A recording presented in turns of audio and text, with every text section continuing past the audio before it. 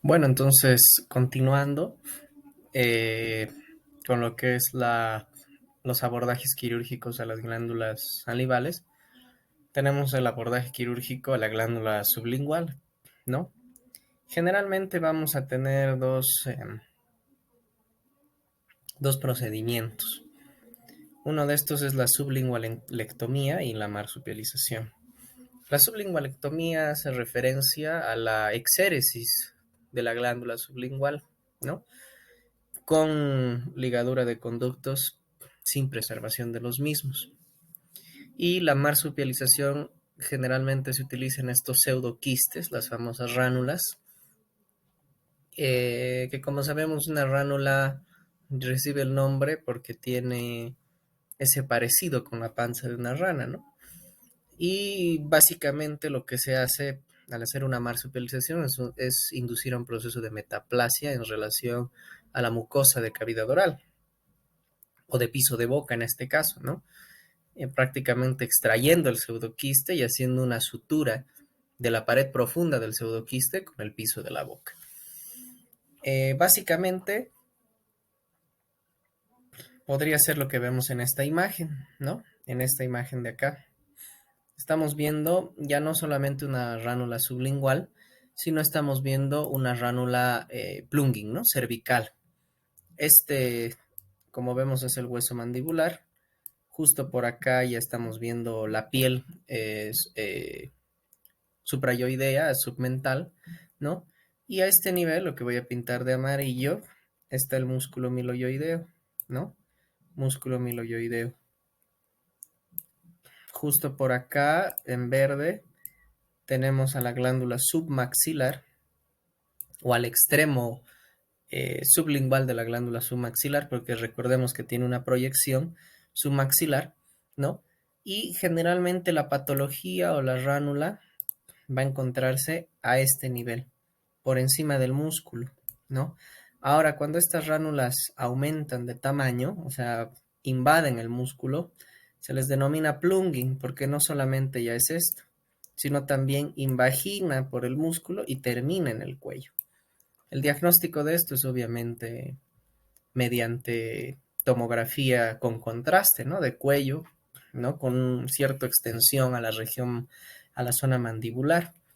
Lo que he hecho aquí en el manejo o el tratamiento es colocar un tubo de drenaje laminar donde prácticamente está comunicando parte del cuello con la boca, ¿no? ¿Para qué? Para que progresivamente este espacio se vaya cerrando mientras vayamos retirando este drenaje, ¿no? Entonces, así se da un proceso de marsupialización. O podríamos ver un ejemplo en esta otra imagen, ¿no? En esta de acá. Aquí se ha hecho un abordaje, lo voy a poner de rojo, o bueno, de naranja, un abordaje o una incisión lineal que obviamente por la divulsión toma esta forma eh, esférica, por así decirlo, redonda, ¿no? Entonces, ¿qué es lo que tendría que hacer? Una vez extraído el tejido o el pseudoquiste, se procede a hacer una sutura, es decir, se sutura este tejido profundo con el tejido epitelial superficial. Imaginemos que los rojos son puntos de sutura o nudos y esto se deja con una gasa, ¿no? Una gasa aquí prácticamente para inducir al proceso de cierre por segunda intención, ¿no? Entonces, más o menos es así como se realiza una marsupialización. La literatura nos dice que existe un 50-50 de éxito, ¿no? La marsupialización es un tratamiento mucho menos invasivo y existe un 50% de porcentaje de que existe una recidiva, es decir, de que se vuelva a formar este pseudoquiste o incluso se agrave con una ránula plungi o prácticamente el paciente nunca más vuelva a tener problemas. Entonces muchos sugieren, hay estudios donde hacen sublingualectomía más exéresis del pseudoquiste más ligadura del conducto de Bartolín, que se considera el tratamiento más adecuado.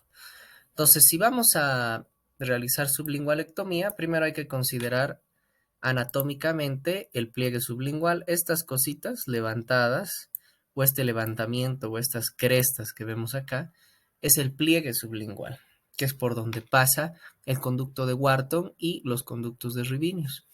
Y aquí medial es nuestra zona de abordaje, solamente mucoso. ¿Mucoso para qué? Para que después podamos tener esta visión, ¿no?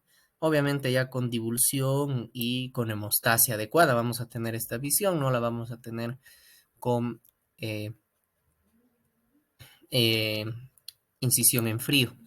Ahora, como vemos en este diagrama, previamente aquí está haciendo una canalización del conducto de Wharton. ¿Para qué? Para darle seguridad al abordaje, evitar de que este conducto se lesione, ¿no? Y está haciendo la exéresis. Todo esto de aquí es la glándula sublingual y el pseudoquiste lateral prácticamente al cuerpo de la lengua que está siendo traccionado. Entonces, como vemos aquí en este diagrama o en esta imagen anatómica, esto de aquí es la glándula sublingual, un poquito más grande. Esta proyección de acá es la proyección póstero-superior o sublingual de la glándula submaxilar. Y estas pequeñas cositas de acá, no sé si ven esto de acá, son los conductillos de Rivinius, que como ven se proyectan al piso de boca, que es esto de acá, que es este famoso pliegue sublingual, ¿no? Ahora, hay conductos de Rivinius como no los pueden haber y puede haber directamente un conducto de Bartolín que desemboque al conducto de Wharton. El conducto de Wharton es este de acá, ¿no? Entonces, o hay ambos, que prácticamente solo los vamos a ver operando. No se va a observar en tomografía ni resonancia magnética. Ahora, algunas veces, eh, cuando hemos hecho el abordaje, perdón, hay que preservar este conducto de Wharton. Aquí lo pongo de verde, que es porque lo ha canalizado el cirujano. Y lo voy a poner de celeste por debajo, el nervio lingual. Si nosotros vamos a dañar estas estructuras, primero que le vamos a hacer candidato a una cialoadenitis submaxilar y segundo que le vamos a alterar la sensibilidad de la hemilengua del lado donde estemos operando. Ahora, cuando la ránula llega al cuello, se llama ránula plunging y se hace un abordaje transcervical. Como aquí podemos ver, huesoioides, músculos suprayoideos por encima, músculos infrayoideos por debajo. Que este ya representa un abordaje mucho más complejo. Como podemos ver acá, ya tenemos el producto, por así decirlo, de la glándula, bastante pequeño, como hemos visto, de 5 gramos aproximadamente, y bastante pequeño, lo que nos ayuda a diferenciarlo de la porción sublingual de la glándula submaxilar es que este no tiene cápsula, carece de cápsula.